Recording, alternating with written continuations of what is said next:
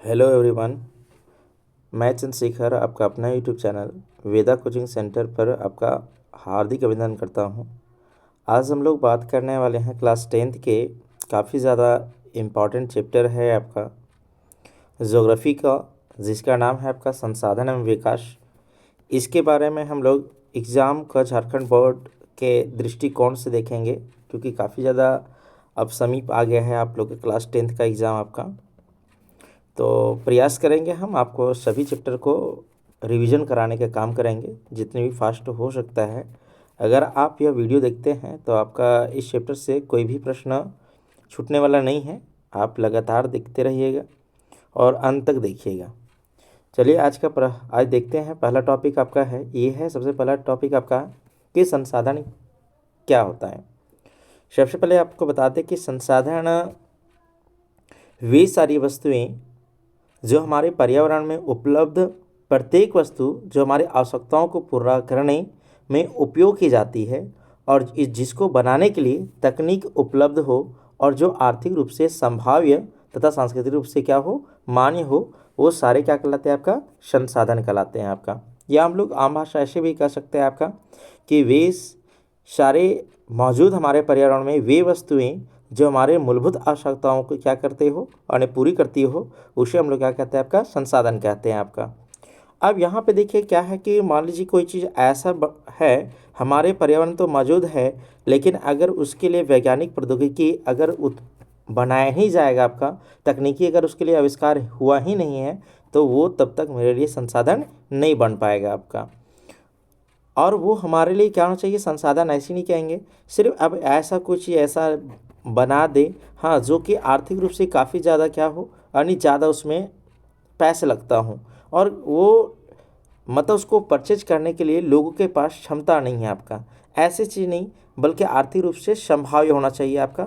और कोई ऐसा चीज़ नहीं बनना चाहिए आपका जिससे हमारे संस्कृति पर कोई सवाल उठे। तो ये दोनों रूप से आपका क्या होना चाहिए, आपका आर्थिक रूप से आपका और सांस्कृतिक रूप से मान्य होना चाहिए। अब यहाँ पे अगर अगला हम टॉपिक अगर बात करते हैं तो मानव एक संसाधन कैसे है, इसके बारे में भी बात कर लेते हैं। तो बहुत लोग के विचार यह होता है कि आखिर मानव संसाधन कैसे हो सकता है आपका। तो क्योंकि मानव जो है यानी संसाधन तो हमें प्राकृतिक मुक्त मिलता है आपका, लेकिन परंतु ऐसा नहीं है। सभी संसाधन को मनुष्य क्रियाकलापों के द्वारा ही बनाया जाता है और मनुष्य प्रकृति के उपलब्ध पदार्थों को ही संसाधनों में बदलता है। और इसी दृष्टि से आपका मनुष्य ही जो है सबसे बड़ा आपका संसाधन है आपका। क्योंकि कोई भी चीज़ बनाता है, अगर मान लीजिए कोई पंखा ही बनाया, तो पंखा किसने बनाया आपका, मानव ने बनाया। किसने बनाया आपका, मानव बनाया। अब कोई भी चीज़ ले लीजिए आप, अभी का जो है आपका, मान लीजिए कोई परिवहन ही आपका बस परिवहन के अंतर्गत नहीं आता है आपका। ये से भी अगर बनाया है तो किसने बनाया आपका, मानव ने बनाया है आपका। चलिए अब हम लोग देखते हैं अगला टॉपिक है, अगला है ये आपका संसाधन का वर्गीकरण। तो संसाधन का वर्गीकरण कितने भागों किया गया आपका। तो संसाधन का वर्गीकरण आपका इसमें आपका उत्पत्ति के आधार पर, समाप्ता के आधार पर, स्वामित्व के आधार पर इसको अलग अलग भागों में बांटा गया है। तो सबसे पहले हम लोग देखते हैं आपका कि उत्पत्ति के आधार पर संसाधन को कितने भागों में बांटा गया आपका। तो उत्पत्ति के आधार पर संसाधन को 2 भागों में बांटा गया है आपका। एक तो होगा जैव संसाधन, दूसरा हो जाएगा आपका अजैव संसाधन। अब यहाँ पे प्रश्न उठता है कि जैव संसाधन किसे कहेंगे। तो जैव संसाधन किसे कहेंगे, वैसे संसाधन जिसकी प्राप्ति हमें जीवमंडल से होता है। किससे होता है आपका, जीवमंडल से होता है। ऐसे संसाधन को क्या कहेंगे आपका, जैव संसाधन। अजैव संसाधन किसे कहेंगे, तो वैसे संसाधन जिनका हमको प्राप्ति किससे हो रहा है आपका, निर्जीव से हो रहा है। किससे हो रहा है आपका, निर्जीव से हो रहा है। तो ये सब सारा क्या कहलाएंगे आपका, अजैव संसाधन कहलाएंगे आपका। अब यहाँ पे देखिए अगला जो है संसाधन आपका, संसाधन का अगला जो भाग है आपका वो है समयाप्ता के आधार पर। तो इस समयाप्ता के आधार पर जो है नवीकरण को 2 भागों में बांटा गया, समयाप्ता के आधार पर संसाधन को 2 भागों में बांटा गया है। एक तो आपका नवीकरणीय हो गया, दूसरा आपका अनवीकरणीय हो गया। तो नवीकरणीय संसाधन किसे कहेंगे आपका, तो वैसा संसाधन जिनका एक बार उपयोग करने के बाद दोबारा उपयोग कर सकते हैं, दोबारा उपयोग कर सकते हैं। तो इस प्रकार के संसाधन को हम लोग नवीकरणीय संसाधन कहते हैं आपका। या इसको नवीकृत होने में या बनने में इसको बहुत कम समय लगता है। इस प्रकार के संसाधन को क्या कहेंगे आपका, नवीकरणीय संसाधन कहेंगे। जैसे आपका सौर ऊर्जा, पवन ऊर्जा, ये सब सारा जो है किस में आ जाएगा आपका, नवीकरणीय संसाधन में आपका। अनवीकरणीय संसाधन में कौन आ जाएगा आपका, तो वैसे संसाधन जिनका एक बार उपयोग करने के बाद उसे दोबारा उपयोग कर पाना लगभग असंभव है, क्योंकि इसको बनने में लाखों करोड़ वर्ष का समय लगता है, जो मानव जीवन काल के लिए संभव नहीं है। मतलब यहाँ पे सिंपल कह सकते हैं कि वैसे संसाधन जिनका नवीकृत होने में काफ़ी ज़्यादा समय लगता है, उसे हम लोग क्या कहते हैं, आपका अनवीकरणीय संसाधन कहते हैं। जैसे आपका कोयला हो जाएगा आपका, ठीक है, कोयला हो जाएगा आपका, पेट्रोलियम हो जाएगा, ये सब सारा खनिज हो जाएगा, ये सब सारा किस में आ जाएंगे, आपका अनवीकरणीय संसाधन में आ जाएंगे आपका। अब यहाँ पे क्या है आपका स्वामित्व के आधार पर आपका, तो स्वामित्व के आधार पर संसाधन को 4 भागों में बांटा गया है। एक तो व्यक्तिगत हो गया, जिस पर सभी समाज का कब्जा होता है आपका, फिर आपका सामुदायिक हो गया आपका, उसके बाद राष्ट्रीय हो गया आपका, और एक होता है आपका अंतर्राष्ट्रीय। यहाँ पे 3 ही हैं अंतर्राष्ट्रीय। तो ये आपका 4 प्रकार के होते हैं, कौन सा आपका स्वामित्व के आधार पर। अब यहाँ पे आगे बात करते हैं हम लोग विकास के आधार पर। विकास के आधार पर कितने प्रकार के हैं आपका, तो विकास के आधार पर आपका 4 भाग में बांटा गया आपका। एक तो संभाव्य हो गया, दूसरा आपका विकसित हो गया, तीसरा आपका भंडार, और चौथा कौन हो गया आपका संचित कोष हो गया। अब एक एक करके हम लोग डेफिनेशन के साथ में जानेंगे आपका कि उत्पत्ति के आधार पर कितने प्रकार के हैं, समाप्ता के आधार पर कितने प्रकार का, अभी जैसे हमने ऊपर में चर्चा करा उसी का हम लोग यहाँ पे अभी डेफिनेशन भी देखेंगे आपका, और साथ में हम लोग एग्जाम्पल भी देखेंगे। तो आप लोग कंटिन्यू करिए, वीडियो देखते रहिए, स्किप मत कीजिएगा, नहीं तो आपका पॉइंट छूट जाएगा। चलिए अब यहाँ पे देखिए आपका कि जैविक संसाधन किसे कहते हैं आपका, तो जिन संसाधनों की प्राप्ति हमें जीवमंडल से होती है तथा जिनमें जीवन व्याप्त होती है, ऐसे संसाधन को क्या कहेंगे, आपका जैव संसाधन कहेंगे। जैसे अगर मनुष्य हो जाएगा आपका, वनस्पति जात हो जाएगा आपका, प्राणी जात हो जाएगा, मत्स्य जीवन हो जाएगा, पशुधन हो जाएगा, ये सब सारा किससे हो जाएगा, आपका जैव संसाधन। अब यहीं पे हम लोग देख लेते हैं आपका अजैव संसाधन किसे कहते हैं आपका, तो निर्जीव वस्तुओं से बने सारे संसाधन अजैव संसाधन कहते हैं। मतलब अभी बताए थे ऊपर में भी आपको डेफिनेशन कि वैसे संसाधन जिनकी प्राप्ति किससे होता है, आपका अन्य निर्जीव से होता है, उसे हम लोग क्या कहते हैं, आपका अजैव संसाधन कहते हैं आपका। जैसे अगर देखें तो चट्टाने हो गए हैं, धातुएं हो गए हैं, मृदा हो गए हैं, ये सब सारा किससे में आ जाएगा, आपका अजैव संसाधन में आ जाएगा आपका। अब यहाँ पे देखिए अगला है आपका समाप्ता के आधार पर। तो समाप्ता के आधार पर आपको बताए थे कि अन्य सभी ये संसाधन को 2 भागों में बांटा गया है। एक तो आपका है नवीकरणीय संसाधन, दूसरा हो गया आपका अनवीकरणीय संसाधन। नवीकरणीय संसाधन क्या होता है, तो वैसे संसाधन जिन्हें भौतिक, रासायनिक या आंतरिक प्रक्रियाओं द्वारा नवीकृत या पुनः उत्पन्न किया जा सकता है, ऐसे संसाधन को हम लोग क्या कहेंगे, नवीकरणीय संसाधन कहेंगे आपका। ऐसे संसाधन को क्या कहेंगे, आपका नवीकरणीय संसाधन कहेंगे। जैसे आपका सौर ऊर्जा हो गया, पवन ऊर्जा हो गया, आपका जल हो गया आपका, और वन्य जीवन हो जाएगा, वन और वन्य जीवन हो सकता है आपका, ठीक है। अब आगे यहाँ पे है अनवीकरणीय संसाधन किसे कहते हैं, तो वैसे संसाधन जो एक बार प्रयोग करने के बाद अनेक खत्म हो जाते हैं और इन संसाधनों को बनने में लाखों वर्ष का समय लगता है, तो इस प्रकार के संसाधन को हम लोग क्या कहेंगे, आपका अनवीकरणीय संसाधन कहेंगे आपका। जैसे आपका हो जाएगा तेल, कोयला, खनिज इत्यादि इत्यादि। चलिए अब आगे बात करते हैं आपका, आप अपने से डेफिनेशन अगर लिखिएगा एग्जाम में तो काफ़ी ज़्यादा बेहतर होगा। अर्थात ये भी अगर डेफिनेशन लिखते हैं तो कोई दिक्कत नहीं है आपको होने वाला है। कोशिश कीजिएगा कि इन जो डेफिनेशन यहाँ पे हम जो लिख के बताए हैं आपको, इनको कोशिश कीजिएगा कि अपने भाषा में लिखें ताकि ज़्यादा से ज़्यादा आपका नंबर मिले। ऐसा नहीं इसके लिखिएगा तो नंबर नहीं मिलेगा, लेकिन अपनी भाषा में जब लिखते हैं तो अच्छा लगता है।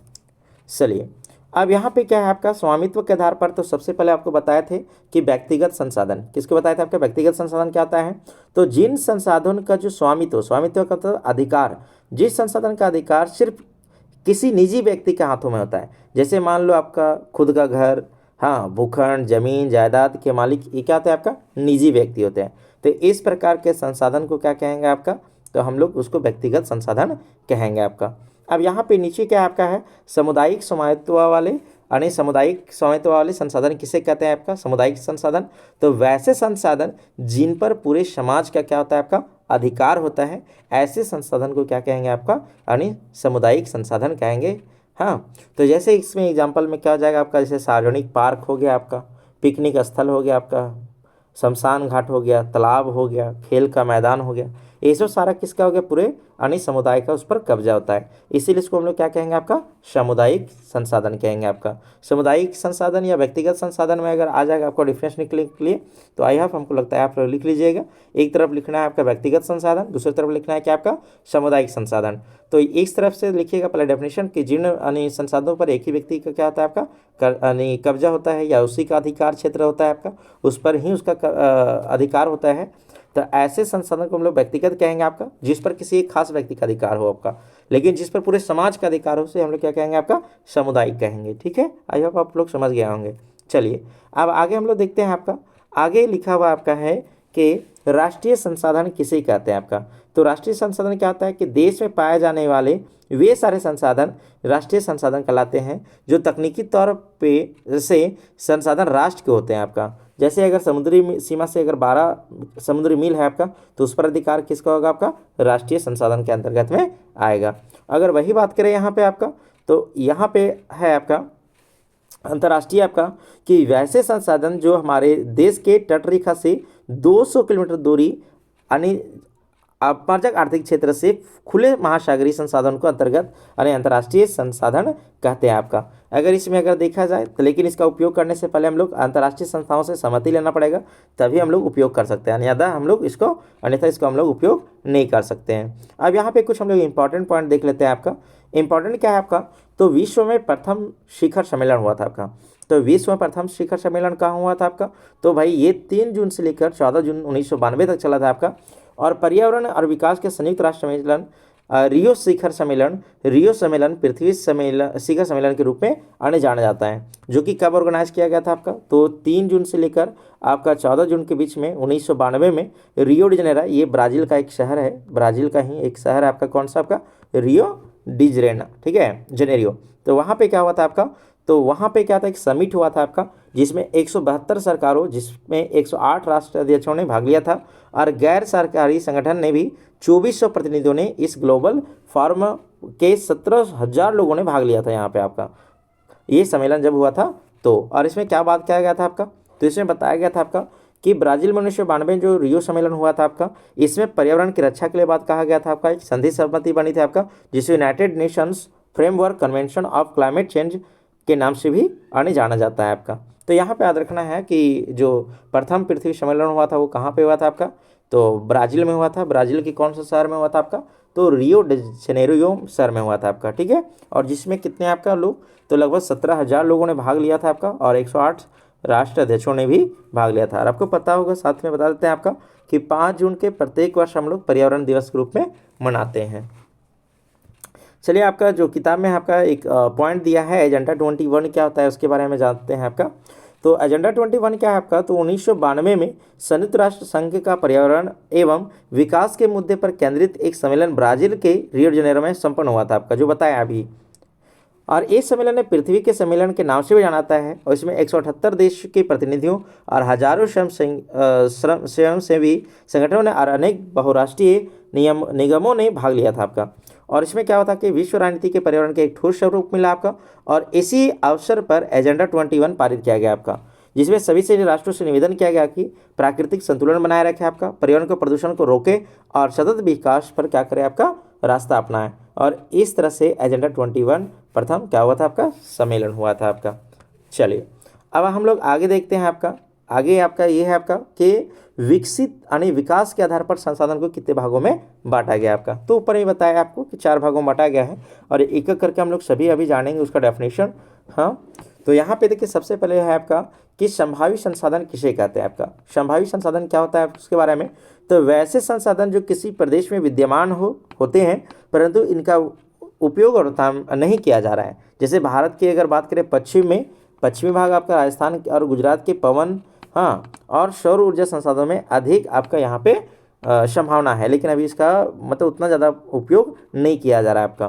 अब यहाँ पे क्या है आपका विकसित संसाधन क्या आता है, तो वैसे संसाधन जिनका सर्वेक्षण किया जा चुका है आपका, और जिनका उपयोग गुणवत्ता और मात्रा भी निर्धारित किया जा चुका है आपका, तो ऐसे हम लोग कहते हैं इसको विकसित संसाधन कहेंगे आपका।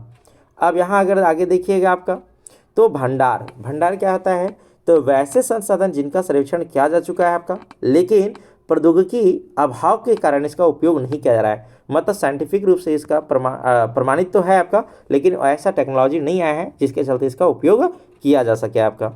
अब यहाँ पे क्या है आपका, जैसे अगर देखा जाए आपका, तो जल दो ज्वलनशील गैसों हाइड्रोजन और ऑक्सीजन के यौगिक है जिसे ऊर्जा के मुख्य स्रोत के रूप में उपयोग किया जाता है, लेकिन तकनीकी ज्ञान के अभाव के कारण इसका अभी उपयोग नहीं किया जा रहा है। अब यहाँ पे देखिए आपका लिखा हुआ आपका संचित कोष क्या होता है आपका, तो वैसे संसाधन जिनका भंडार एक हिस्सा में है, भंडार का ही एक हिस्सा है आपका, जिनका उपयोग उपलब्ध तकनीकी द्वारा किया जा सकता है परंतु जिनका उपयोग अभी शुरू नहीं किया गया, जैसे बांधों में जल, वन आदि संचित कोष में आते हैं आपका। ठीक है, संचित कोष में आते हैं आपका। चलिए अब यहाँ पे देखेंगे कि संसाधनों और विकास कैसे हुआ आपका। तो यहाँ पे अगर देखा जाए आपका, तो संसाधनों कैसे हुआ, विकास हुआ आपका, तो मानव जो है, मानव के अस्तित्व के लिए संसाधन एक अधिक महत्वपूर्ण है आपका। ठीक है, और ऐसा विश्वास किया जाता है कि संसाधन प्रकृति के देन है आपका। बात सही है आपका कि संसाधन जो है हम लोग प्राकृतिक से ही मिलता है आपका, इसीलिए मानव द्वारा इसका अंधाधुंध उपयोग किया गया है, जिसके कारण फलस्वरूप निम्नलिखित मुख्य समस्या पैदा हो सकती है आपका। जैसे अगर यहाँ पे देखो, सबसे पहले क्या होगा, पैदा कैसे हो सकती है आपका समस्या आपका, तो सबसे पहले यहाँ पे क्या है कि भारत के जितने भी संसाधन हैं वो कुछ लालचवश के कारण व्यक्ति जो है उसको संसाधन को खत्म कर रहे हैं आपका, और समाज में कुछ ही लोगों के हाथ में संसाधन का संचय है आपका, जिसमें समाज दो हिस्सों में बढ़ गया आपका। एक तो संपन्न हो गया आपका और दूसरा आपका शक्तिहीन यानी गरीब के बीच में संसाधन बढ़ जाना है आपका। और अगर देखा जाए यहाँ पे आपका, तो संसाधन के अंधाधुंध शोषण से वैश्विक परिस्थितियाँ भी संकट पैदा की गई है आपका, है किया गया है आपका, जिसमें भूमंडलीय तापन भी वृद्धि हो गया आपका है, और ओजोन परत की अवक्षेपण मतलब उनका छिद्र होना भी सम्मिलित है आपका, और पर्यावरण का प्रदूषण भी फैल रहा है आपका, और भूमि भी खराब हो रहा है। भूमि निम्नीकरण मतलब भूमि का खराब हो जाना। अब यहाँ थोड़ा सा हम लोग जान लेते हैं ओजोन परत के बारे में। ओजोन परत के अगर बारे में बात करें आपका, तो ओजोन परत जो होता है हमारे वायुमंडल के समताप मंडल में पाया जाता है। कहाँ पाया जाता है आपका, समताप मंडल में पाया जाता है आपका, समताप मंडल पाया जाता है, और इसका रासायनिक जो सूत्र है वो O3 है आपका। और इसकी जो अगर पूछेगा कि यानी ओजोन परत की मोटाई किससे मापा जाता है, तो डॉप्शन से। किससे मापा जाता है आपका, डॉप्शन से। ठीक है, डॉप्शन से मापा जाता है किसकी मोटाई आपका, तो ये ओजोन परत की। और ओजोन परत क्या आता है, तो ओजोन परत क्या आता है, तो सूर्य से आपका जो हानिकारक जो यानी पर्यावरणिक किरण जो है वो पृथ्वी तक ना पहुंच सके, तो उससे हम लोग रक्षा करता है, अल्ट्रावायलेट रे से हम लोग को रक्षा करता है कौन, आपका ओजोन परत। अगर हम लोग रक्षा नहीं करेगा ओजोन परत, तो यहाँ पे सूर्य से जो निकलने वाले पर्यावरणिक किरण वो सीधे पृथ्वी तक आ जाएगी, और यहाँ पे चर्म रोग संबंधित यानी बहुत सारी बीमारियाँ देखी जाएगी। और हम लोग प्रत्येक 16 सितंबर को हम लोग ओजोन दिवस मनाते हैं। अब यहाँ पे एक और पॉइंट दिया है आपका है कि मानव जीवन की गुणवत्ता और वैश्विक शांति के लिए समाज में संसाधनों का न्याय संगत बंटवारा रहना चाहिए, तभी मतलब देश में क्या होगा, आपका शांति होगा। और संसाधनों के सही उपयोग के लिए हमें सतत आर्थिक का विकास के लिए यानी आवश्यकता है आपका। अब यहाँ पे देखिए काफ़ी ज़्यादा इंपॉर्टेंट होता है कि आपका टॉपिक यानी सतत पोषणीय विकास किसे कहते हैं आपका। सतत पोषणीय विकास का मतलब क्या होता है आपका, तो अगर हम सतत पोषणीय विकास के बारे में अगर डेफिनेशन के बारे में अगर बात करें आपका, तो सिंपल ऐसे भी बोल सकते हैं आपका कि वैसी विकास जिसमें पर्यावरण को बिना हानि पहुंचाए हुए व्यक्ति खुद का विकास करे तथा आने वाली पीढ़ियों की आवश्यकताओं का अवहेलना ना करे, इस प्रकार के विकास को हम लोग क्या कहते हैं, आपका सतत पोषणीय विकास कहते हैं आपका। अब देखिए यहाँ पे लिखा होगा आपका किताबी, थोड़ा सा यहाँ पे डेफिनेशन जो डाला गया है वो किताबी भाषा में है, आपको ऐसा ना लगे कि किताब वाला नहीं मिल रहा है आपका, तो उसके चीज़ों को ध्यान में रखते हुए ये नोट्स को बनाए हैं और आप लोग तक पहुँचा रहे हैं। आप लोग से कोशिश करते हैं कि वीडियो पूरा देखिएगा और आपको लाभ होने वाला है।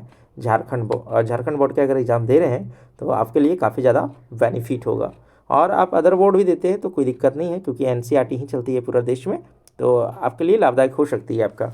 चलिए अब यहाँ पे देखते हैं क्या है आपका सतत आर्थिक, इसका डेफिनेशन अगर यहाँ पे बात करें आपका सतत पोषणीय विकास किसे कहते हैं आपका, तो सतत आर्थिक विकास से तात्पर्य ऐसा विकास जो पर्यावरण को बिना हानि पहुँचाए हो आपका, और वर्तमान विकास की जो प्रक्रिया है मनुष्य पीढ़ियों की आवश्यकता का अवहेलना ना करे। मतलब वही बता रहे थे आपका कि मानव क्या करे, खुद का विकास तो करे ही करे, लेकिन आने वाली पीढ़ियों की भी आवश्यकता का अवहेलना ना करे और पर्यावरण को बिना हानि पहुंचाए। जैसे मान लीजिए आपको 10 पेड़ काटना है, आपका 10 पेड़ बेशक काट लीजिए, कोई दिक्कत नहीं, लेकिन आने वाली पीढ़ियों के लिए आप 50 पेड़ लगा दीजिए। तो इससे क्या होगा आपका कि पर्यावरण में कोई हानि नहीं देखा जाएगा, क्योंकि आप जितना ला रहे हैं उससे ज़्यादा कहीं लगा रहे हैं। अब ऐसा ना हो कि सिर्फ पेड़ लगा दिए और उसका देखभाल किए नहीं, तो वो कोई बेनिफिट होने वाला नहीं है आपका। चलिए अब यहाँ पे देखते हैं आपका कि संसाधन नियोजन क्या होता है आपका।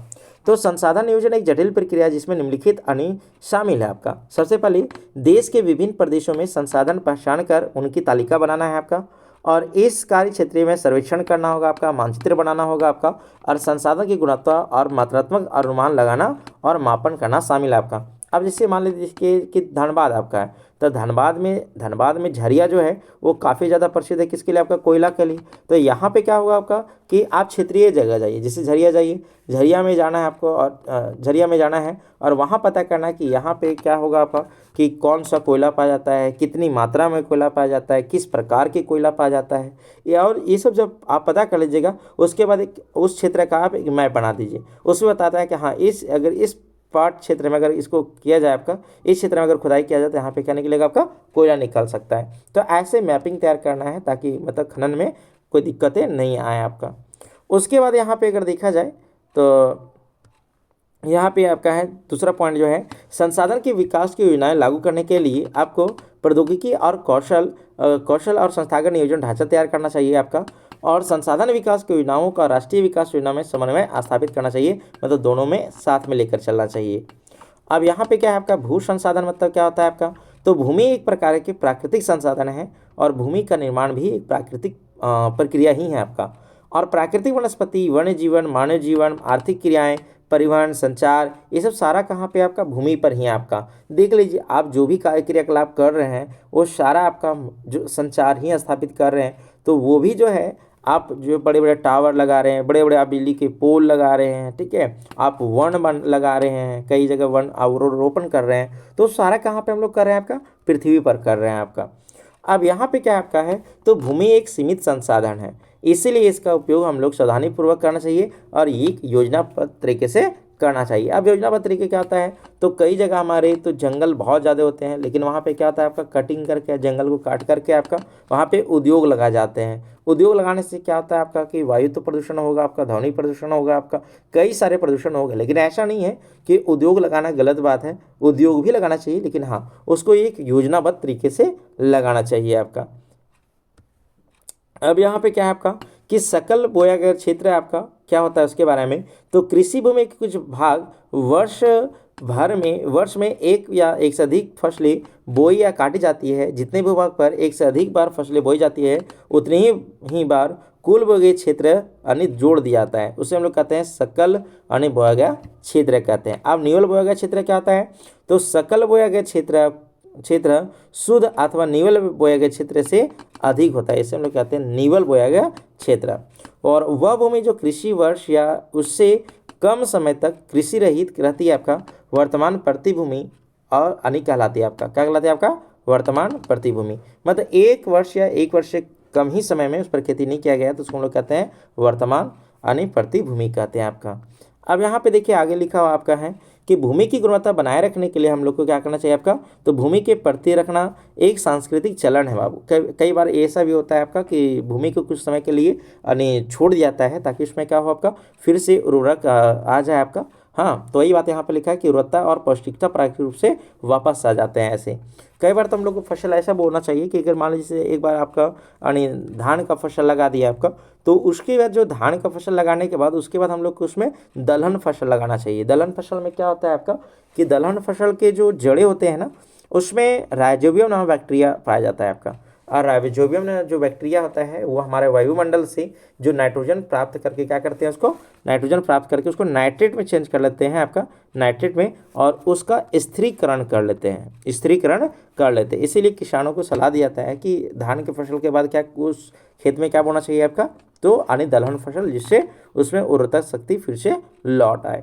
अब यहाँ पे देखते हैं आपका कि भारत में भूमि संसाधन कैसे आपका उसके बारे में, तो भारत के लगभग अगर देखा जाए कुल भूमि का आपका, तो 43% भूमि पर आपका क्या है, मैदानी क्षेत्र है आपका, जो उद्योग के विकास के लिए काफ़ी ज़्यादा सुविधाजनक है आपका, और साथ ही साथ आपका कृषि के लिए आपका।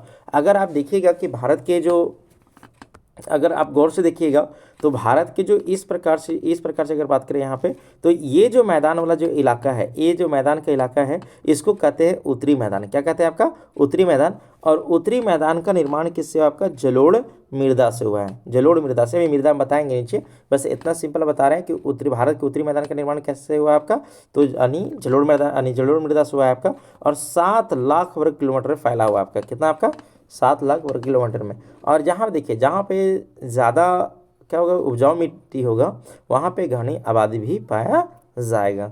ठीक है, चलिए आगे बात करते हैं आपका। आगे आपका है कि लगभग 30% क्षेत्र और भू क्षेत्र पर विस्तृत रूप से पर्वत स्थित है आपका, और जो बारहमासी नदियों के प्रवाह को सुनिश्चित करते हैं और पर्यटन विकास के लिए काफ़ी ज़्यादा अनुकूल ये करते भी आपका, और परिस्थितियों के लिए काफ़ी ज़्यादा महत्वपूर्ण है आपका।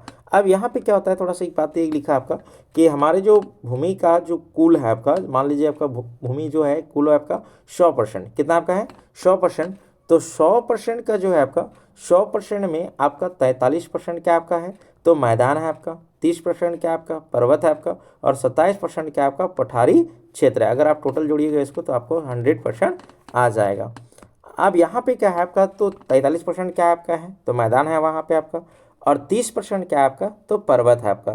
और पर्वत से क्या होता है आपका, इस प्रकार से पर्वत से आपका बारहमासी नदियाँ निकलती है। अब बारहमासी नदियाँ क्यों कहा जाता है आपका, तो वैसे नदी जिसमें सालों भर क्या रहती है आपका, पानी रहता है, जिसमें सालों भर क्या रहता है आपका, पानी रहता है, ऐसे नदी को ही क्या कहते हैं आपका, बारहमासी नदियाँ कहते हैं। और बारहमासी जो नदियाँ हैं ज़्यादातर कहाँ से निकलती है आपका, तो हिमालय के क्षेत्रों से निकलती है आपका। तो हिमालय के क्षेत्रों से जैसे आपका मान लीजिए कि सिंधु हो गया, गंगा हो गया, ब्रह्मपुत्र हो गया, ये सब जो सारी नदियां हैं, ये सब सारा कौन नदियां कहलाएंगे आपका, बारहमासी नदियां कहलाएंगी। अब आगे हम लोग देखते हैं, आगे ये है आपका कि 27% जो भूमि पर है ये क्या आपका पठारी इलाका है। क्या आपका है, पठारी इलाका। और पठारी इलाका हमारे लिए काफ़ी ज़्यादा महत्वपूर्ण है आपका, क्योंकि यही पठारी इलाकों में हम लोग को क्या होता है आपका, खनिज पाए जाते हैं, जीवाश्म ईंधन पाए जाते हैं, वनों के अपार संचय यहाँ पे होता है आपका। अगर आपको कह दें कि जीवाश्म ईंधन किसे कहते हैं, जीवाश्म ईंधन किसे कहते हैं आपका, तो अगर सिंपल अगर जानना चाहें आपका, तो ऐसे बोल सकते हैं कि जीवों के अवशेष से प्राप्त ईंधन की क्या कहते हैं आपका, जीवाश्म ईंधन कहते हैं। या ऐसे बोल सकते हैं आपका कि लाखों करोड़ों वर्ष पूर्व पृथ्वी के अंदर जीव जंतु तथा पेड़ पौधा के दबने और उनके दबने के चलते, उसमें ताप और समय के चलते, दाब के चलते परिवर्तन क्या हो गया आपका, ईंधन के रूप में परिवर्तित हो गए हैं। और इस प्रकार के ईंधन को ही क्या कहते हैं आपका, जीवाश्म ईंधन कहते हैं आपका। क्या होता है कि जैसे मान लीजिए लाखों करोड़ों वर्ष आपका पहले क्या हो गया, दब गया आपका, और ताप के कारण, दाब के कारण और समय तो जान ही रहे के समय के कारण क्या हो गया आपका, परिवर्तन हो गया किसमें आपका, ईंधन में। इस प्रकार के ईंधन को हम लोग क्या कहेंगे आपका, जीवाश्म ईंधन के, मतलब ऐसे ईंधन जो हमें जीवों के अवशेष से प्राप्त हुआ है। ठीक है, चलिए आप समझ गए होंगे। और किसी प्रकार से कोई भी टॉपिक में अगर लगे कि हाँ सर आपने कुछ गलत बता दिए हैं, तो आप हमको कमेंट बॉक्स में ज़रूर जवाब दें, ताकि जब अगले वीडियो जब लेकर के आए तो वो चीज़ हम सुधार करें। ठीक है, चलिए अब यहाँ पे बात करते हैं आपका भारत में भू उपयोग। भारत के भू उपयोग मतलब भारत की भूमि का हम लोग किस प्रकार से उपयोग कर रहे हैं उसके बारे में। भू उपयोग का मतलब भूमि को कैसे उपयोग कर रहे हैं हम लोग। तो भौतिक कारक जैसे अगर देखा जाए तो भू आकृति, जलवायु, मृदा के प्रकार, इसके प्रति भी हम लोग अनेक क्या कर रहे हैं आपका उपयोग कर रहे हैं। और मानवीय कारक के जैसे जनसंख्या घनत्व, प्रौद्योगिकी की क्षमता, संस्कृति, परंपराएं इत्यादि भी शामिल है किसके ऊपर, अनेक भूमि के ऊपर। ठीक है, भू उपयोग के ऊपर ही। अब यहाँ पे अगर देखा जाए आपका तो भारत में जो है, अगर भारत की अगर बात करें आपका, भारत में अगर देखा जाए तो जो कुल क्षेत्रफल है आपका वो है 32,87,263 वर्ग किलोमीटर। ये पूरा भारत का क्या आपका है, क्षेत्रफल आपका। परंतु इसके 93% भूमि पर ही भू उपयोग आंकड़े उपलब्ध है। अब बोलिएगा सर ऐसा क्यों है आपका, क्योंकि पूर्वोत्तर में असम के क्षेत्र को छोड़ करके अन्य प्रांतों और अन्य प्रांतों सूचित के बारे में जानकारी उपलब्ध अभी नहीं है। इसीलिए इसके अलावे और क्या है आपका, तो जम्मू कश्मीर में पाकिस्तान और चीन अधिकृत जिसको हम बोलते हैं LOC, जो भूमि का सर्वेक्षण अभी तक किया नहीं गया है। तो POK और जो यानी LOC है, जो LOC है, इसका सर्वेक्षण अभी तक किया गया नहीं है। चलिए अब आगे बात करते हैं आपका भू निम्नीकरण और संरक्षण के उपाय। तो भू निम्नीकरण का मतलब होता है, भू निम्नीकरण का मतलब सिंपल समझना है आपका कि भूमि निम्नीकरण का मतलब भूमि का खराब हो जाना, भूमि में यानी भूमि का खराब हो जाना। तो भूमि कब खराब हो जाएगा आपका, तो जैसे मान लीजिए आपका कि भूमि में उर्वरता शक्ति कम हो जाएगा आपका, तो कम कैसे होगा, तो भू निम्नीकरण और उसका संरक्षण देखेंगे। भू निम्नीकरण क्या होता है, तो मृदा जब खराब हो जाता है या फिर उसमें मृदा में उपजाऊ शक्ति जब कम हो जाता है तो हम लोग कहते हैं उसको भू निम्नीकरण। और इसको कैसे करते हैं और कैसे किया होता है आपका भू निम्नीकरण, उसके बारे में बात करेंगे। फिर इसका कैसे बचा सकते हैं उसके बारे में बात करेंगे। तो सबसे पहले अगर आ जाएगा भू निम्नीकरण से आप क्या समझते हैं, तो वहाँ पे सिंपल लिखिएगा आपका कि जब भूमि का यानी भूमि का खराब होना या भूमि में उसमें उर्वरता शक्ति कम हो जाना ही क्या कहलाता है आपका, यानी भू निम्नीकरण कहलाता है आपका। अब भू निम्नीकरण में सहायक कौन कौन से आपका है, किसके कारण भूमि निम्नीकरण होता है आपका। जैसे यहाँ पे क्या होगा आपके कि कोई खेत का एक छोटा सा यानी एरिया मान लीजिए वहाँ पे, तो वहाँ पे वनोन्मूलन यानी वहाँ के पेड़ों की कटाई कर दिए, तो पेड़ों की कटाई जो कर दिए तो वहाँ पे क्या होगा, भूमि यानी खराब हो जाएगा। वहाँ पे जो मिट्टी के जो कण हैं ऊपर वाले वो क्या हो जाएंगे आपका, यानी उड़ के चले जाएंगे। और आपका ये सर मिट्टी के जो कण है उसके पंख तो नहीं हो जाएगा, नहीं, हवा के माध्यम से उसको हम लोग कहते हैं चादरी अपरदन कहते हैं आपका, ठीक है, वैसी घटना हो जाएगा आपका। तो वनोन्मूलन कारण बन सकता है भू निम्नीकरण का। दूसरा कारण है आपका अति पशुचारण हो जाएगा आपका। तीसरा है आपका खनन कार्य क्या होता है, किसे मान लीजिए किसी भूखंड के नीचे आपका यहाँ पे कोयला मिल गया, मान लीजिए नीचे कोयला आपका दबा हुआ, आपका लोगों ने पता कर लिया कोयला है, अब यहाँ से क्या कर लिया, कोयला निकाल लिए और यहाँ पे जो खदान है उसको खुला खदान छोड़ दिया आपका, तो वो तो कृषि कार्य नहीं बचा ना, वहाँ पे कोई भी दूसरा कार्य तो नहीं हो सकता है आपका। तो इसको हम लोग कह सकते हैं कि ये भूमि निम्नीकरण का समस्या देखी जाती है आपका। अब देखिए यहाँ पे ये हो गया आपका कारण कि भूमि निम्नीकरण कैसे होता है, लेकिन हम लोग बचाना कैसे आपका है, तो हम लोग को सबसे पहले आपका वनोरोपण करना है। क्या करना है आपका, तो वनोरोपण करना है, पेड़ पौधे लगाना है आपका। दूसरा, चरगाहों के लिए उचित प्रबंध करना है आपका। पशुचारण नियंत्रित करना है आपका। और रेतीले टीलों को, कांटेदार झाड़ियों को स्थिरीकरण करना है आपका। जैसे मान लीजिए कि रेती मिट्टी वाला है आपका, तो भाई बालुई जो मिट्टी है वहाँ पे क्या होना चाहिए, किनारे क्या रखना चाहिए आपका, तो वहाँ पे पेड़ लगाना चाहिए ताकि हवा के भी प्रभाव से मिट्टी कम यानी एक जगह से दूसरी जगह जा पाए। उसके बाद यानी बंजर भूमि का हम लोग उचित प्रबंधन करना चाहिए और खनन भी क्या होना चाहिए आपका, नियंत्रण करना चाहिए। जैसे मान लीजिए आप कोयला ज़रूरत है निकाल लीजिए, कोई दिक्कत नहीं है, लेकिन वो जो आप जो गड्ढा किए उसको फिर से क्या करिए, वहाँ पे मिट्टी को डंप कर दीजिए ताकि फिर आने वाले समय में वहाँ पे खेती यानी किया सके या पेड़ पौधे या वन बन सकता है ऐसी स्थिति में। चलिए अब यहाँ पे हम लोग देखेंगे मृदा संसाधन क्या होता है आपका। तो मृदा अथवा मिट्टी सबसे महत्वपूर्ण नवीकरणीय प्राकृतिक संसाधन है आपका, क्योंकि मृदा ऊपर भी बताया आपका कि मृदा क्या है, एक प्रकार के प्राकृतिक संसाधन है आपका, और यह पौधे के विकास के माध्यम है आपका, और जो पृथ्वी के विभिन्न प्रकार के जीवों को पोषण करती है कौन, आपका मृदा। ठीक है, अब यहाँ पे आगे हम लोग देखते हैं आपका। सबसे पहले देखिएगा कि मृदा का वर्गीकरण, मृदा के वर्गीकरण अगर देखा जाए आपका, तो मृदा के बनने की प्रक्रिया को निर्धारित करने वाले तत्वों और उनके रंग, गहराई, गठन, आयु, रासायनिक भौतिक गुणों के आधार पर मिट्टी को बांटा गया बाबू। ठीक है, और कितने भागों में बांटा गया आपका, तो 6 भागों में यहाँ पे हम लोग जानेंगे, 6 प्रकार के मिट्टी के बारे में जानने वाले हैं आपका। तो सबसे पहले हम शुरुआत करते हैं आपका जलोढ़ मिट्टी के बारे में। किसके बारे में, जलोढ़ मिट्टी के बारे में।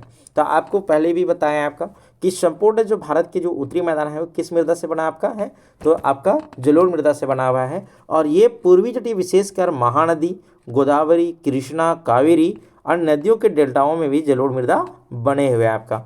और जहाँ पे जलोढ़ मृदा पाई जाती है वहाँ पे अधिक उपजाऊ होती है आपका, और अधिक उपजाऊ के होने के चलते यहाँ पे अधिक जनसंख्या घनत्व भी पाई जाती है। और इन क्षेत्रों में किस प्रकार से कृषि किया जाता है आपका, तो गहन कृषि किया जाता है। किस प्रकार से किया जाता है आपका, तो वहाँ पे गहन कृषि किया जाता है आपका, ये भी याद रखिएगा, वहाँ पे कौन सा प्रकार किया जाता है आपका, गहन कृषि की जाती है आपका। और जिससे क्या होता है यहाँ पे, तो जनसंख्या घनत्व क्या होता है आपका, अधिक। अब देखो जहाँ पे ज़्यादा यानी खेती होगा वहाँ पे जनसंख्या घनत्व भी क्या रहेगा आपका, ज़्यादा होगा आपका। और जलोढ़ मृदा में अक्सर क्या होता है आपका, ज़्यादातर तो पोटास होता है आपका, फास्फोरस होता है आपका, चूना युक्त होता है, जो गन्ने और चावल और गेहूं और अन्य अनाजों और दलहन फसलों के लिए काफ़ी ज़्यादा महत्वपूर्ण होता है आपका। अब यहाँ पे दलहन और तिलहन में थोड़ा समझ लीजिएगा, दलहन और तिलहन किसे कहते हैं आपका, तो वैसी फसल जिससे हमें तेल प्राप्त होता है, वैसी फसल है हमें जिससे हमें तेल प्राप्त होता है, उसे हम लोग कहते हैं तिलहन। क्या कहते हैं आपका? तिलहन। याद रखिएगा, तिलहन दलहन में कन्फ्यूजन नहीं होना है आपका। तो तिलहन क्या होगा आपका? वैसे फसल जिससे हमें तेल प्राप्त होता है उसे क्या कहते हैं आपका? तिलहन कहेंगे आपका। लेकिन वैसे फसल जिससे हमें क्या मिलता है आपका? दाल मिलता है। क्या मिलता है आपका? दाल। तो उसको हम लोग कहेंगे आपका दलहन। आई होप आपको समझ में आ गया होगा आपका। अब यहाँ पे थोड़ा सा एक पॉइंट और देख लेता है आपका। जलोढ़ मृदा है ना, जलोढ़ मृदा को आयु के आधार पर, निर्माण आयु के आधार पर जलोढ़ मृदा को दो भागों में बांटा गया है। सबसे पहले जो जलोढ़ मृदा है आयु के आधार पर दो भागों में, एक तो कहते हैं बांगर। क्या कहते हैं आपका? बांगर। और दूसरा कहते हैं आपका खादर। क्या कहते हैं आपका? खादर। तो बांगर और जो खादर है, तो खादर यानी पुरानी जलोढ़ मृदा होता है, और बांगर होता है वो आपका पुरानी जलोढ़ मृदा होता है, और जो खादर होता है वो आपका नई जलोढ़ मृदा होता है। और जो जलोढ़ मृदा का निर्माण क्या होता है वो ज़्यादातर किसके आपका? तो गंगा, ब्रह्मपुत्र और सिंधु नदी के द्वारा जलोढ़ मृदा का ज़्यादातर निर्माण किया जाता है। मतलब उत्तरी मैदान का निर्माण इन्हीं नदियों के द्वारा ज़्यादातर हुआ है आपका। चलिए अब आगे बात करते हैं आपका। आगे जो मृदा है आपका, आगे जो मृदा है वो आपका काली मृदा है आपका। और काली मृदा काफ़ी ज़्यादा प्रसिद्ध है इंडिया में, और काफ़ी ज़्यादा ये महत्वपूर्ण भी होगा आपका, क्योंकि काली मृदा को ही इसका रंग काला होने के चलते, रंग काला है इसलिए क्या कहते हैं इसको? यानी काली मृदा कहते हैं। और इसे रेगर मृदा के भी नाम से जानते हैं, या कई जगह आपको काली कपासी मृदा भी के नाम से जाना जाता है। देखिए हमने नोट्स को बहुत अच्छे तरह से तैयार किए हैं आपका, ताकि कोई भी पॉइंट आपका एग्ज़ाम में कोई भी पॉइंट ना छूटे। इतना ज़्यादा हम इसके ऊपर मेहनत किए हैं, और मेरा टारगेट रहता है कि कोई भी प्रश्न आपसे छूटे ना, वो आपसे हल हो जाए। और अगर इसी प्रकार से अगर आप नोट से पढ़ना चाहते हैं तो मेरे चैनल को सब्सक्राइब कर लें और बेल आइकन को भी प्रेस कर लें, ताकि अगर आगे कोई वीडियो हम ऐसे रेगुलर डालने का प्रयास करेंगे, क्योंकि और रेगुलर ही डालेंगे वीडियो, और ताकि आपको वीडियो को नोटिफिकेशन मिल सके और आप जल्दी ही इसे क्लिक करके देख सके। चलिए ठीक है, ये तो अपनी काम की बात होगी। अब आगे बात करते हैं आपका। अब यहाँ पे देखिए क्या है काली मृदा के बारे में। तो काली मृदा को कपासी काली कपासी मृदा भी कहते हैं आपका, और इसका रंग काला होने के चलते इसको काला कहा जाता है आपका। इसको रेगर मृदा भी कहते हैं आपका। अब हुआ क्या आपका कि इन मृदा का निर्माण उसी क्षेत्रों में हुआ जहाँ पे प्राचीन कालों में, पहले के समय में, जहाँ पे ज्वालामुखी का उजागर हुआ होगा। तो इनका जो है काली मृदा का जो निर्माण हुआ है वो ज़्यादातर बैसाल्ट चट्टान से हुआ है। किनसे हुआ है? बैसाल्ट चट्टान से आपका। और इन मिट्टी का जो निर्माण हुआ है कहाँ पे आपका? तो महाराष्ट्र में हो जाएगा, गुजरात के सौराष्ट्र, मालवा, मध्य प्रदेश, छत्तीसगढ़ के पत्थर पर पाई जाती है, और दक्षिण पूर्वी दिशा में गोदावरी और कृष्णा नदी घाटियों तक भी फैली हुई है आपका। कौन सा? काली कपासी मृदा आपका। तो काली मृदा बहुत महीन कण अर्थात मृतिका से बने होती है, बहुत पतली पतली। इसमें नमी धरने कारण इनकी क्षमता बहुत ज़्यादा होती है आपका। और इसमें कौन कौन सी होता है आपका रासायनिक पदार्थ आपका? तो इसमें रासायनिक पदार्थ जैसे कैल्शियम कार्बोनेट हो गया आपका, मैग्नीशियम हो गया आपका, पोटाश हो गया आपका, चूने जैसे पौष्टिक अन्य तत्वों का भी परिपूर्ण होता है। किसमें आपका? तो काली कपासी मृदा में आपका। और काली कपासी मृदा आपको बताए हैं आपका कि काली कपासी मृदा में कपास की खेती किया जाता है आपका। और इंडिया बहुत अच्छा रह चुका है आपका, प्राचीन समय भी रहा है आपका, और भारत में अभी भी कपास का उत्पादन किया जा रहा है। और आपको बताया है कि जब भारत जब औपनिवेशिक जब देश था आपका, तो अंग्रेज़ों ने यहाँ पे काफ़ी ज़्यादा कपास की खेती करवाते थे आपका। और भारतीय कपास का काफ़ी ज़्यादा आपका मांग था ब्रिटेन के बाज़ारों में, और वहाँ के लोग यहाँ के इंडिया के बने अनेक कपास से कपड़ा पहनना काफ़ी ज़्यादा पसंद करते थे आपका। चलिए अब आगे बात करते हैं आपका। आगे जो है अगला जो मृदा आपका है, तीसरी मृदा आपका, वो लाल और पीली यानी मृदा है आपका। तो लाल जो दक्कन पठार के पूर्वी और दक्षिणी हिस्सों में रवेदार आग्नेय चट्टान और कम वर्षा वाले भागों में क्या हुआ आपका? विकसित हुआ आपका लाल यानी और पीली मृदा आपका। तो लाल और पीली जो है यानी पीली जो मृदा है, ये उड़ीसा, छत्तीसगढ़, मध्य गंगा के मैदान, दक्षिणी ओर पर और पश्चिमी घाट के क्षेत्रों में पहाड़ी पर पाई जाती है आपका। इन मृदाओं के यानी जो रंग लाल इसलिए होता है क्योंकि इसमें आग्नेय और रूपांतरित चट्टान से लोह धातु के प्रसार के कारण इसका रंग क्या होता है आपका? लाल होता है आपका। और जब पानी में काफ़ी दिन जब रह जाता है आपका ये लाल मृदा आपका, तो उसमें पीली संरचना बन जाती है, ऊपर में पीली पीली आपको परत में दिखने लग जाएगा, इसीलिए इसको लाल और पीली मृदा कहते हैं आपका। कई जगह आपको मिल जाएगा पीली मृदा अलग लिखा हुआ आपका, लेकिन लाल और पीली मृदा एक ही से हम लोग कर सकते हैं आपका। अब यहाँ पे देखिए अगला जो मृदा है आपका, जो 4th नंबर का आपका है, वो है आपका लेटेराइट मृदा, और उच्च तापमान अत्यधिक यानी वर्षा वाले क्षेत्रों में विकसित होती है आपका। और ये मृदाएं मुख्य तौर पर कहाँ पे, कर्नाटक में आपका, केरल में आपका, तमिलनाडु में, और मध्य प्रदेश और उड़ीसा और असम के पहाड़ियों में क्षेत्र में पाई जाती है आपका। कौन सा आपका है, तो लेटेराइट मृदा। अब यहाँ पे क्या है, तो इस मृदा में अधिक मात्रा में खाद और रासायनिक उर्वरक डालकर खेती की जा सकती है आपका, क्योंकि अगर देखा जाए आपका, तो इस मृदा में ह्यूमस की मात्रा बहुत ज़्यादा क्या होती है आपका, कम होती है। अब बोलिएगा सर ह्यूमस क्या होता है आपका, तो ह्यूमस क्या होता है, तो मृदा परिच्छेदिका में आपको बताया था आपका कि मृदा के संस्करण बटा रहता है आपका इस प्रकार से। सबसे जो ऊपर होता है ना, वो बहुत महीन कण होते हैं आपका, जो यानी जीव जंतु के अवशेष या पेड़ पौधे के सड़े गड़े पत्ते का निर्माण होता है आपका ह्यूमस। जिस मृदा में जितना ह्यूमस रहेगा उतना ही ज़्यादा क्या होगा उस मृदा में, यानी उपजाऊ शक्ति होगा। तो उपजाऊ शक्ति काफ़ी ज़्यादा होता है आपका कब, यानी जब मृदा में क्या हो आपका, सड़े गड़े पदार्थ मिले होते हैं आपका। तो मृदा की जो ऊपरी परत होता है उसमें क्या होता है, ह्यूमस की मात्रा यानी मौजूद रहती है। ठीक है, और ह्यूमस कहाँ से मिल रहा है वो तो बता ही दिया आपको। तो ह्यूमस की मात्रा काफ़ी ज़्यादा कम पाई जाती है, क्योंकि अत्यधिक तापमान के कारण जैविक पदार्थ अवघटित करने वाली बैक्टीरिया कहा जाता है आपका, नष्ट हो जाते हैं आपका। तो जैविक आपको बताएं आपका, पेड़ पौधे के जो अवशेष होते हैं, उनके जीव जंतु जो अवशेष होते हैं, उनको बैक्टीरिया द्वारा नष्ट किया जाता है, ताकि मृदा क्या हो आपका, ज़्यादा ही उपजाऊ बन सके आपका। इसलिए किसी भी मृदा में जितना ज़्यादा ह्यूमस की मात्रा रहेगा वह उतना ही ज़्यादा क्या रहेगा आपका, उपजाऊ रहेगा आपका। अब आइए यहाँ पे लिखा हुआ आपका मरुस्थलीय मृदा। तो मरुस्थलीय नाम से ही पता चल रहा होगा कि मरुस्थलीय मृदा कहाँ पे पाया जाएगा, जहाँ पे कम वर्षा वाला क्षेत्र होगा आपका, हाँ, जहाँ पे बालुई इलाका होगा आपका। जैसे हमारे मन में एक ही सवाल आता होगा सर राजस्थान में, हाँ, राजस्थान के क्षेत्रों में आपका मरुस्थलीय मृदा पाई जाती है आपका। तो ये मुख्यतः पश्चिमी राजस्थान में पाई जाती है आपका, जैसे बीकानेर, बाड़मेर, ये सब जो है आपका, इस सब जो इलाका है इन क्षेत्रों में पाया जाता है आपका। जैसलमेर इस और ठीक है, जहाज कहा जाता है वहाँ का आपका किसको, कैमल को। हाँ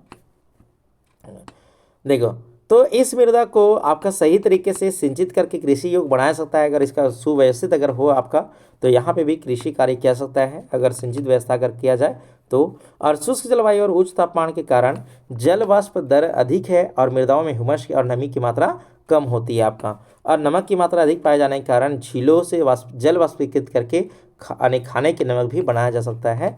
ठीक है, तो ये आपका मरुस्थलीय मृदा के आपका विशेषता आपका है। अब आइए यहाँ पे आपका है वन मृदा के बारे में। किसके बारे में, वन मृदा के बारे में। और ये लास्ट मृदा है, क्योंकि आपको बताया था कि मृदा को 6 भागों में बांटा गया है आपका इंडिया में, और अलग अलग किताबें में अलग अलग लिखते हैं, लेकिन आपका एनसीईआरटी जो क्लास 10th का है आपका, वो 6 प्रकार की मृदा के बारे में ही चर्चा करता है। चलिए, अब यहाँ पे हम लोग देखते हैं कि ये जो वन मृदा होता है आपका, ये मृदाएं आमतौर पर पहाड़ी और पर्वतीय क्षेत्रों में पाई जाती है आपका, जहाँ पर्याप्त वर्षा वन उपलब्ध होता है वहाँ पे। और इन मृदाओं का जो गठन होता है वो पर्वतीय पर्यावरण के अनुसार बदलाव में आता है आपका। और नदी घाटियों में ये मृदाएं दोमट और सिल्टदार होती है, परंतु इसकी ऊपरी ढालों का गठन मोटे कणों का होता है आपका, और नीचे जैसे जाएंगे आपका वैसे वैसे इसके पतले कण होते जाएंगे आपका। और नदी घाटियों के निचले क्षेत्रों में अगर देखा जाए, विशेषकर नदियों के सोपानों में और जलोढ़ पंखों में, तो ये मृदाएं काफ़ी ज़्यादा उपजाऊ होती है आपका। ठीक है, जैसे आप कैसे यहाँ पे बात कर रहा है आपका, तो जैसे अगर यहाँ पे सिंपल अगर देखा जाए, तो जैसे मान लीजिए ये कोई नदी बहा है आपका, ये नदी कोई बहा है आपका, तो नदी के जो किनारे किनारे जो क्षेत्र है आपका, यानी सोपान जो इलाका है, किनारे के जो इलाका है, ये काफ़ी ज़्यादा उपजाऊ होता है। काफ़ी ज़्यादा क्या होता है आपका यहाँ पे, उपजाऊ होता है, क्योंकि आपको बताए थे आपका कि नदी द्वारा जो अपने साथ जो लेकर आता है आपका अवशिष्ट पदार्थ, वो किनारे किनारे जमने लगता है आपका। क्योंकि आपको बताया पहाड़ी जो इलाका में होता है, नदी की रफ्तार बहुत ज़्यादा होती है आपका, लेकिन जैसे ही मैदानी इलाके में जब प्रवेश करती है, तो इसका जो लंबाई जो चौड़ाई है वो बढ़ जाता है, और जब बढ़ता है तो प्रेशर क्या होता है आपका, घट जाता है। और जो अपने साथ में जो सेडिमेंट्री ले आ रही थी, सेडिमेंट्री जो लेकर आ रही थी, अवशिष्ट पदार्थ लेकर आ रही थी, वो किनारे पर लगाना चालू कर देती है। और जब यहाँ पे इस क्षेत्र का जो मृदा होता है वो काफ़ी ज़्यादा उपजाऊ होता है। आई होप समझ गए होंगे हम क्या बताना चाह रहे हैं। चलिए, अब आगे बात करते हैं हम लोग। अगला टॉपिक है आपका मृदा आपका अपर्दन और संरक्षण। तो ये आपका जो क्लास 10th का जो ज्योग्राफी जो बुक है, ये जिसका फर्स्ट चैप्टर आपका है संसाधन और विकास, उसका लास्ट टॉपिक आपका मृदा अपर्दन और मृदा के संरक्षण। तो मृदा का अपर्दन कैसे रोका सकता है, मृदा कैसे अपर्दित हो रहा है आपका, हाँ, तो इसके बारे में बात करेंगे। तो मृदा अपर्दन के प्राकृतिक कारक है आपका, जैसे पवन के द्वारा भी मृदा को उड़ा लिया जाता है आपका, हिम नदी के द्वारा जल मृदा अपर्दन, नदी जब बह गया, मान लीजिए ये आपका खेत है, इस प्रकार से आपका और जल का बहाव हो गया अचानक से, खेत में जुताई हुआ इस प्रकार से क्या हुआ आपका, तो ऊपर के जो परिपट्टी है, ऊपर के जो भूर पट्टी है आपका, तो एक नलिका की संरचना लेकर के ये मिट्टी के जो ऊपर जो सतह है ये क्या हो जाएगा आपका, ले जाएगा बहा के आपका। और जब ले जाएगा बहा करके, जो आपको बताया कि मिट्टी के ऊपर में सबसे क्या आता है, ह्यूमस की मात्रा आता है। तो ह्यूमस ही जब नहीं रहेगा तो ये मिट्टी क्या हो जाएगा आपका, इसमें कम उपजाऊ होगा, यानी कि ये मृदा अपरदन का कारण के चलते ऐसा होता है आपका। अब यहाँ पे अगर देखें आपका, तो मानवीय कारक कैसे हो सकता है आपका, जैसे वन मानवीय कारक कौन कौन हो सकता है, ये तो प्राकृतिक कारक हो गया, पवन, हिम नदी, जल, ये सब सारा क्या आपका है, प्राकृतिक। लेकिन ये मानव के द्वारा, जैसे वनों उन्मूलन, वनों को कौन काटता है आपका, मानव के द्वारा क्या होता है आपका, अति पशुचारण, निर्माण अनखनन कार्य, ये सब सारा क्या हो जाएगा आपका, तो मृदा अपरदन के कारक बनता है। और कैसा कारक, तो मानवीय कारक। अब देखिए इसका हम लोग संरक्षण के कुछ बात करते हैं आपका, संरक्षण मतलब बचाव का आपका। तो सबसे पहले आपका यानी जो सुपान इलाका है, जहाँ पे आपका पर्वतीय क्षेत्र है आपका इस प्रकार से, तो वहाँ पे हम लोग क्या करेंगे आपका, तो सीढ़ी नुमा खेती करेंगे। क्या करेंगे आपका, सीढ़ी नुमा खेती करेंगे, इस प्रकार से पानी सीढ़ीदार खेती करेंगे, ताकि जो पानी की जो ढाल है यहाँ पे जब आएगा तो कम होगा, फिर नीचे आएगा कम, फिर नीचे कम, इस प्रकार से ढलान को क्या करेंगे आपका, कम करें। जैसे उत्तराखंड, तो उत्तराखंड में आपका देखा जाएगा कौन सा आपका, सोपान कृषि या फिर सीढ़ीदार कृषि वहाँ पे देख सकते हैं। अगला पॉइंट है आपका पट्टी कृषि। क्या होगा आपका, जैसे हम लोग खेत का इस प्रकार से होता है आपका खेत, तो खेत पर हम लोग को पट्टी बना देना है, इस प्रकार से घास उगा देना है आपका, ताकि क्या हो आपका, तो यहाँ पे जब हवा चले तो ये मिट्टी के ले जाने में सक्षम क्या हो आपका, कम हो आपका। तो इसको हम लोग बोलते हैं पट्टी कृषि, इस प्रकार से पट्टी कृषि, इस प्रकार से आपका, ठीक है, आप समझ गया होंगे। चलिए अगला जो है आपका, पेड़ को कतारों में, आप जैसे मान लीजिए कि अभी जो राजस्थान के जो क्षेत्र का बात कर रहे थे अभी, जैसे मान लीजिए आपका ये यानी एक भूखंड है आपका, तो किनारे किनारे क्या लगा देना है आपका, पौधे लगा देना है। क्या लगा देना है आपका, पौधे लगा देना है। जब तेजी से हवा चले तो यहाँ पे क्या हो जाएगा आपका, तो ये जो पेड़ों की कतारों को लगाकर रक्षक मेखला बनाना है आपका, ताकि जो हवा है इसमें कम प्रवेश कर सके और मिट्टी को कम अपरदित कर पाए। तो यही था आपका पहला चैप्टर, और आई होप आपको समझ में आ गया होगा। और किसी प्रकार से मेरे भाषा में या किसी प्रकार से कोई समझाने में, कोई आपको समझने में कोई दिक्कतें हुए होंगे या मेरी तरफ से कोई दिक्कतें हुई हैं, तो आप कमेंट बॉक्स में बता सकते हैं, ताकि उस चीज़ को हम नेक्स्ट टाइम सुधार के आपके सामने प्रस्तावित करें और रखें। और यही आपसे आशा करते हैं, आप इसी तरह से पढ़ते रहिए और मन लगाइए, क्योंकि अब 10th काफ़ी ज़्यादा नज़दीक है, आपके पास काम भी है। और इसी प्रकार से हम वीडियो के साथ में हमेशा मिलते रहेंगे, नए नए वीडियो के साथ में। आप हमें प्रोत्साहित करें और कमेंट करें कि हाँ, अगर आप लोग कमेंट करेंगे कि नए वीडियो चाहिए, नए चैप्टर इस चैप्टर के चाहिए क्लास 10 से संबंधित आपका, तो हमें वीडियो आपको देने का प्रयास करेंगे, आपका यूट्यूब पर अपलोड करने का प्रयास करेंगे। चलिए, अगर आपको वीडियो अगर अच्छा लगता है तो बहुत बहुत धन्यवाद। वीडियो को लाइक करें, सब्सक्राइब करें मेरे चैनल को, और अपने दोस्तों के पास भी शेयर करें, अपने पढ़ें, साथ में दोस्तों को भी पढ़ाएँ। और एक बार फिर से आप लोग को धन्यवाद।